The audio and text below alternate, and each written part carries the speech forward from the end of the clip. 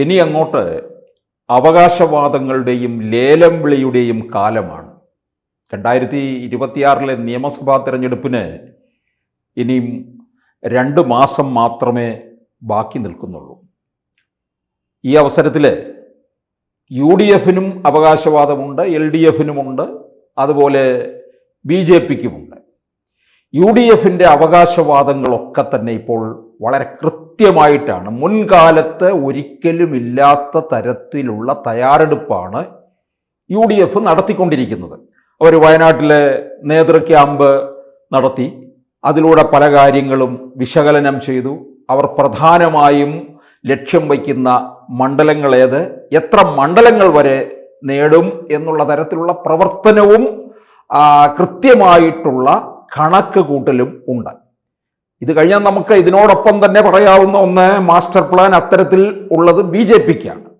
ഇവിടെ UDFൻ്റെ നമുക്കറിയാം ഹൈക്കമാൻഡിൻ്റെ തന്നെ 3 പേര് ഇവിടെ കേരളത്തിൽ പ്രത്യേകമായിട്ട് നിരീക്ഷിക്കുകയും കാര്യങ്ങൾ വിലയിരുത്തുകയും ചെയ്യുന്നു. ഒന്ന് KC വേണുഗോപാൽ, 2 ദീപാദാസ് മുൻഷി, 3 സുനിൽ കനകോലു.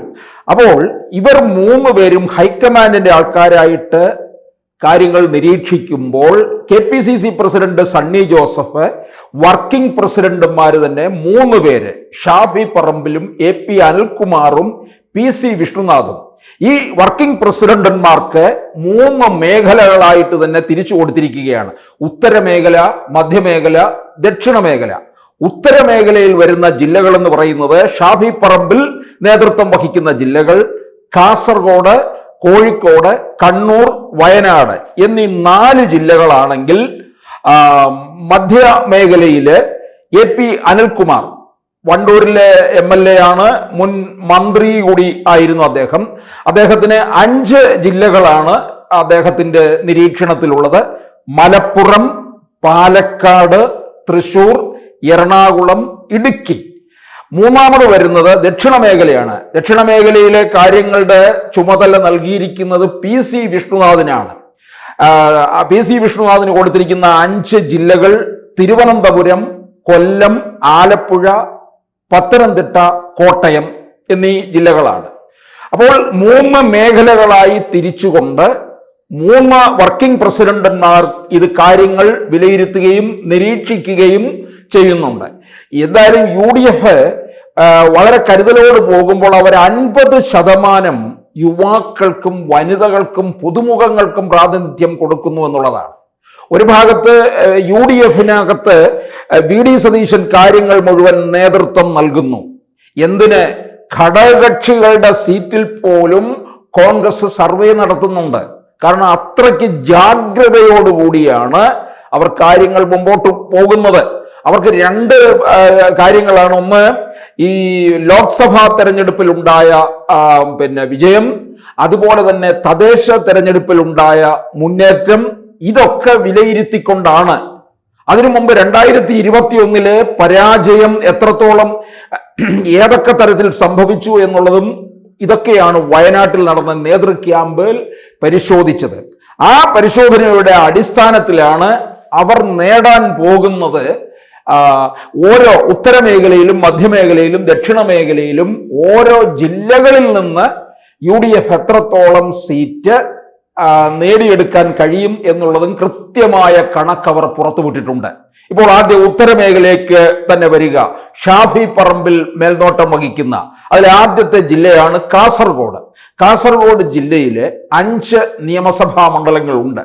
UDFന്റെ കൃത്യമായ കണക്ക് കൂട്ടൽ അനുസരിച്ച് ഇതിൽ 3 നിയമസഭാ മണ്ഡലങ്ങൾ പിടിച്ചെടുക്കാം എന്ന് അവർ കണക്ക് കൂട്ടുന്നു.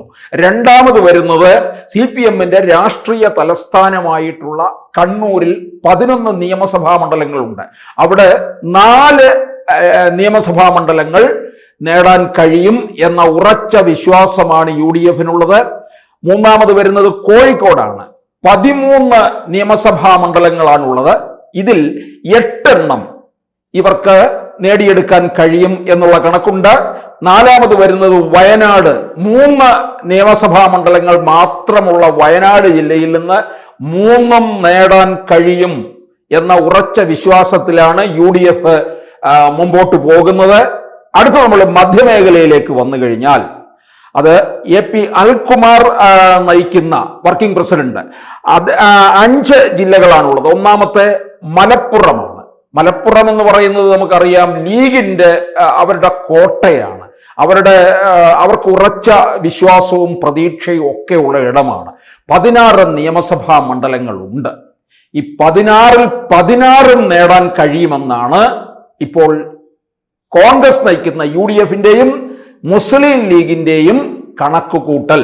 അതൊരു പക്ഷെ ശരിയായിരിക്കാം. കാരണം മുസ്ലിം ലീഗ് അത്രത്തോളം വളരെ തീവ്രമായിട്ട് തന്നെ കളിക്കളത്തിൽ ഇറങ്ങി കാര്യങ്ങൾ മുമ്പോട്ട് കൊണ്ടുപോകുന്നുണ്ട്.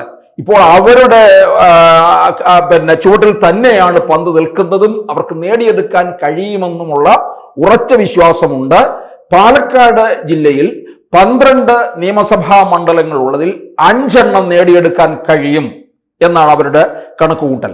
അതുപോലെ തൃശ്ശൂരിൽ 13 നിയമസഭാ മണ്ഡലങ്ങളാണുള്ളത് തൃശ്ശൂർ ജില്ലയിലെ. ഇതിൽ 6 എണ്ണം നേടാമെന്നുള്ള.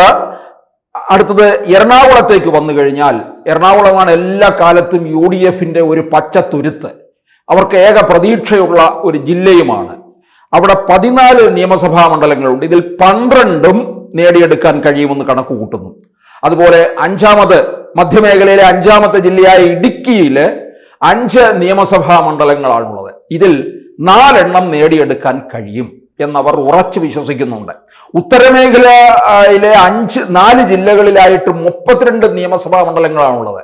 ആ 4 ജില്ലകളിലായിട്ടുള്ള 32 നിയമസഭാ മണ്ഡലങ്ങളിൽ നിന്ന് 18 എണ്ണം നേടിയെടുക്കാമെന്നാണ് കണക്കുകൂട്ടൽ. അതുപോലെ മധ്യമേഖലയിൽ നിന്ന് ആകെയുള്ളത് 60 നിയമസഭാ മണ്ഡലങ്ങളാണുള്ളത്. ഈ 60-ൽ 43 എണ്ണം നേടിയെടുക്കാമെന്നുള്ള കണക്കാണ്. ദക്ഷിണ മേഖലയിലേക്ക് വരുമ്പോൾ തിരുവനന്തപുരം ജില്ലയിലേക്ക് വന്നാൽ തിരുവനന്തപുരം ജില്ലയിലെ 14 നിയമസഭാ മണ്ഡലങ്ങളാണുള്ളത്. ഇപ്പോൾ 2021 കണക്കനുസരിച്ച് 14-ൽ 13 LDF-ന്റെ കൈവശമാണ്. 1 മാത്രമാണ് UDF-നുള്ളത്. അത് കോവളം നിയമസഭാ മണ്ഡലം മാത്രം. ഇക്കുറി തിരുവനന്തപുരത്തെ ജില്ലയിലെ 14-ൽ 4 എണ്ണം നേടാം എന്നുള്ള കണക്കുണ്ട്. രണ്ടാമത് വരുന്നത് കൊല്ലം ജില്ലയാണ്. കൊല്ലം ജില്ലയിൽ ഇവർക്ക് ഇപ്പോൾ ആധിപത്യമുണ്ട്. തദ്ദേശ തെരഞ്ഞെടുപ്പിൽ കോർപ്പറേഷൻ പിടിച്ചെടുക്കാൻ കഴിഞ്ഞു. പ്രതീക്ഷിക്കാത്ത തരത്തിലുള്ള മുന്നേറ്റമുണ്ട്. RSP ആകെ ഉണർന്ന് പ്രവർത്തിക്കുന്നു. NK പ്രേമചന്ദ്രന്റെ ഒരു ഉണർവും ഒക്കെ കൊണ്ട് തന്നെ കൊല്ലം പാർലമെന്റ് മണ്ഡലവും അതിൽ വരുന്ന 7 നിയമസഭാ മണ്ഡലങ്ങളും ഒക്കെ അനുകൂലമായിട്ട് മാറും എന്നുള്ള പ്രതീക്ഷയുമുണ്ട്. 11 നിയമസഭാ മണ്ഡലങ്ങളാണ് കൊല്ലം ജില്ലയിലുള്ളത്. ഇതിൽ 6 എണ്ണം നേടിയെടുക്കാമെന്നുള്ള കണക്കുകൂട്ടലാണ്. അടുത്തത് വരുന്ന മൂന്നാമത് ആലപ്പുഴ ജില്ലയാണ്. ആലപ്പുഴ ജില്ല എന്ന് പറയുമ്പോൾ വിപ്ലവ വീര്യത്തിന്റെ മണ്ണ് എന്നൊക്കെ പറയും. പക്ഷെ അതൊക്കെ മാറി തുടങ്ങിയിരിക്കുകയാണ്. BJP-യുടെ കടന്നുകയറ്റമുള്ള ശോഭാ സുരേന്ദ്രൻ 2024 ലോക്സഭാ തെരഞ്ഞെടുപ്പിൽ മത്സരിച്ചപ്പോൾ ഉണ്ടാക്കിയെടുത്ത ഒരു പ്രതിഫലനം അവിടെ നിൽക്കുകയാണ്. BJP കടന്നു കയറും. എന്നാൽ പോലും ആലപ്പുഴ ജില്ലയിലെ UDF ഒരു 4 സീറ്റ് കണക്ക് കൂട്ടുന്നുണ്ട്. 4ാമത് വരുന്നത് പത്തനംതിട്ട ജില്ലയാണ്. പത്തനംതിട്ട ജില്ലയിൽ 2021 ഒരു സീറ്റ് പോലും UDF-ന് ഇല്ല. ശബരിമല സ്ഥിതി ചെയ്യുന്ന അത് പത്തനംതിട്ട ജില്ലയിലാണ്. അതുകൊണ്ട് ശബരിമല വിഷയമൊക്കെ കത്തിജ്വലിച്ച് നിൽക്കുകയാണ്. പത്തനംതിട്ട ജില്ലയിൽ ഇപ്പോൾ 5 നിയമസഭാ മണ്ഡലങ്ങളാണുള്ളത്. ഈ 5-ൽ 5ഉം നേടിയെടുക്കാം എന്നാണ് UDF-ന്റെ കണക്കുകൂട്ടൽ. 5ാമത് വരുന്നത് കോട്ടയം ജില്ലയാണ്. കോട്ടയം ജില്ലയിലെ അത് നമുക്കറിയാം, 2021 അവിടെ UDF-ന് 4 സീറ്റ് മാത്രമാണ് ഉണ്ടായിരുന്നത്. അതുപോലെ തന്നെ പൊതുവെ ഇവർക്കൊരു UDF-ന് പണ്ട് മുതൽ തന്നെ ആധിപത്യം ഉണ്ടായിരുന്ന ഇടം കൂടിയാണ്. 9 നിയമസഭാ മണ്ഡലങ്ങളാണുള്ളത്. ആ 9 എണ്ണത്തിൽ 5 എണ്ണം നേടിയെടുക്കാമെന്ന് UDF കണക്ക് കൂട്ടുന്നുണ്ട്. അങ്ങനെ വരുമ്പോൾ ദക്ഷിണ മേഖലയിൽ ആകെ 48 സീറ്റുകളാണുള്ളത്. അതിൽ 24 എണ്ണം നേടാം എന്നുള്ള കണക്കുകൂട്ടലാണ്. ഉത്തരമേഖലയിൽ 32-ൽ 18ഉം മധ്യമേഖലയിൽ 60-ൽ 43ഉം ദക്ഷിണ മേഖലയിൽ 48-ൽ 24ഉം. അങ്ങനെ വരുമ്പോൾ UDF 140-ൽ 85 സീറ്റ് നേടും എന്നുള്ള ഒരു കണക്കുകൂട്ടലോടാണ് മുമ്പോട്ട് പോകുന്നത്. അത് കൃത്യമായ കണക്കുമാണ്. 140-ൽ 85 സീറ്റുമായി നിയമസഭയിൽ എത്തും എന്ന ഉറച്ച വിശ്വാസത്തിലാണ് അവർ നീങ്ങുന്നത്. കൂടുതൽ വാർത്തകളും വിശേഷങ്ങളും നിങ്ങളിലേക്ക് എത്താൻ ABC മലയാളം സബ്സ്ക്രൈബ് ചെയ്യുക, ബെൽ ബട്ടണും അമർത്തുക.